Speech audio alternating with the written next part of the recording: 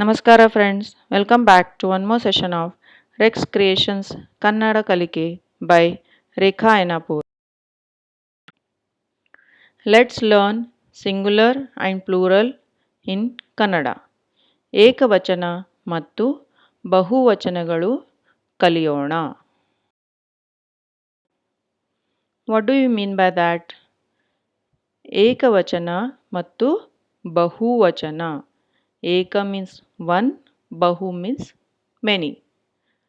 ಏಕವಚನ ಯಾವುದೇ ಶಬ್ದವು ಒಂದು ವಸ್ತುವನ್ನು, ಒಬ್ಬ ವ್ಯಕ್ತಿಯನ್ನು, ಒಂದು ಸ್ಥಳವನ್ನು ಕುರಿತು ಹೇಳುವುದೇ ಏಕವಚನ.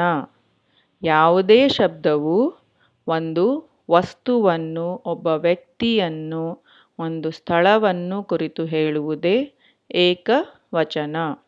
Singular. A singular noun names one person, one place, one thing or one idea. ಬಹುವಚನ ಒಂದಕ್ಕಿಂತ ಹೆಚ್ಚು ವಸ್ತುಗಳನ್ನು ಸೂಚಿಸುವುದೇ ಬಹುವಚನ. ಒಂದಕ್ಕಿಂತ ಹೆಚ್ಚು ವಸ್ತುಗಳನ್ನು ಸೂಚಿಸುವುದೇ ಬಹುವಚನ. Plural. Plural means plural noun names more than one person, place, thing or idea. So now let's see some examples. See, as we can see in the picture, ಏನು ನೋಡ್ಬೋದು ನಾವು ಇಲ್ಲಿ in the first column, ಮೊದಲನೇ ಕಾಲಮಲ್ಲಿ ಏಕವಚನ, second column ಬಹುವಚನ. ಏಕವಚನ first one is ಮರ, ಮರ, ಮರಗಳು. ಎಲೆ, ಎಲೆಗಳು. ಸೆಕೆಂಡ್ ಈಸ್ ಎಲೆ, ಎಲೆ ಮೀನ್ಸ್ ಲೀಫ್, ಎಲೆ, ಎಲೆಗಳು. ಥರ್ಡ್ ಕಣ್ಣು, ಕಣ್ಣು, ಬಹುವಚನ ಇಸ್ ಕಣ್ಣುಗಳು. ಫೋರ್ತ್ ಪುಸ್ತಕ, ಪುಸ್ತಕ, ಬಹುವಚನ ಇಸ್ ಪುಸ್ತಕಗಳು, ಪುಸ್ತಕಗಳು. ಫಿಫ್ತ್ ಕೈ, ಕೈ ಮೀನ್ಸ್ ಹ್ಯಾಂಡ್, ಬಹುವಚನ ಇಸ್ ಕೈಗಳು, ಕೈಗಳು. Let's see few more examples.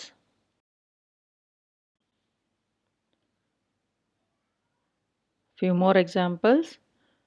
First, Rajanu. Rajanu means king. So its bahuvachana will be Rajaru. Rajanu, Rajaru.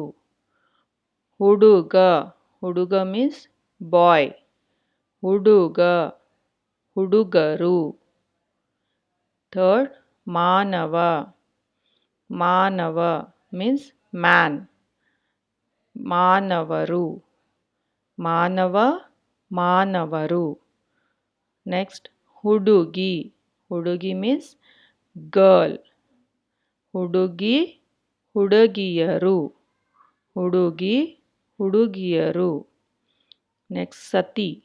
Sati is wife. Sati, Satiyaru. Sati, Satiyaru. Akka. Akka means elder sister. Akka, Akkandiru. Akka, Akkandiru. Let's move to next examples. Mava. Mava. Mava means father-in-law. Mavandiru. Mava, Mavandiru. Bhupati. Bhupati means king. Bhupati, Bhupatigalu.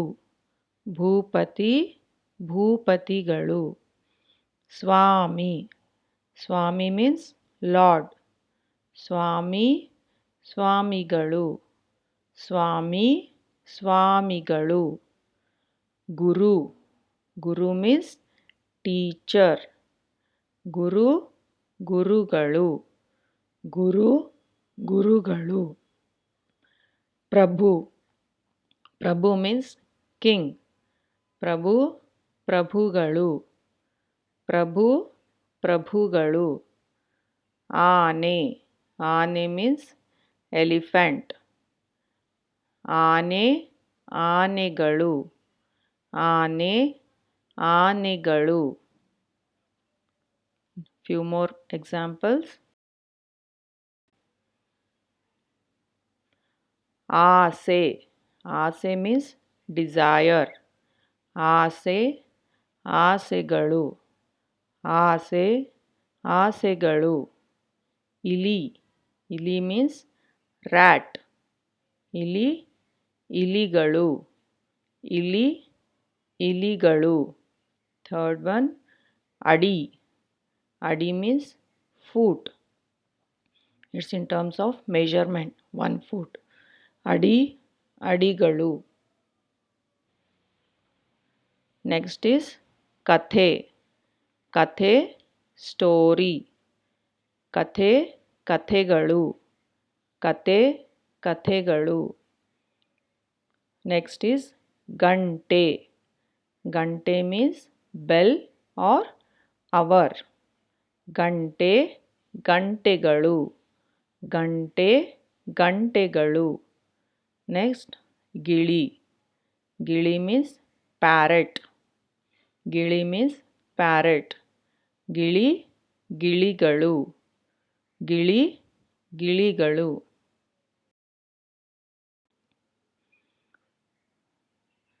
Last few examples of today's session. First is ಹಡಗು. ಹಡಗು means boat. ಹಡಗು ಹಡಗುಗಳು. ಹಡಗು ಹಡಗುಗಳು. ಪರೀಕ್ಷೆ. ಪರೀಕ್ಷೆ means test. ಪರೀಕ್ಷೆ ಪರೀಕ್ಷೆಗಳು. ಪರೀಕ್ಷೆ ಪರೀಕ್ಷೆಗಳು. ಮಾತು. ಮಾತು means word or talk. ಮಾತು ಮಾತುಗಳು. ಮಾತು ಮಾತುಗಳು. ಪೂಜೆ. ಪೂಜೆ is worship. ಪೂಜೆ ಪೂಜೆಗಳು. ಪೂಜೆ ಪೂಜೆಗಳು. ಭಾಷೆ. ಭಾಷೆ is language. ಭಾಷೆ ಭಾಷೆಗಳು. ಭಾಷೆ ಭಾಷೆಗಳು. Last is ಮಗು. ಮಗು means child. ಮಗು ಮಕ್ಕಳು. ಮಗು ಮಕ್ಕಳು. So this is the end of the today's session. Please subscribe to my Telegram channel, Reks Creations Kannada Kalike. Please like my Facebook page Kannada Kalike with Rekha. Subscribe to my YouTube channel, Reks Creations. Please find above links in the description. Thank you. Thank you for watching my videos. ಧನ್ಯವಾದಗಳು. Please like and share my channel, subscribe to my channel, and don't forget to press the bell icon for more updates. Thank you.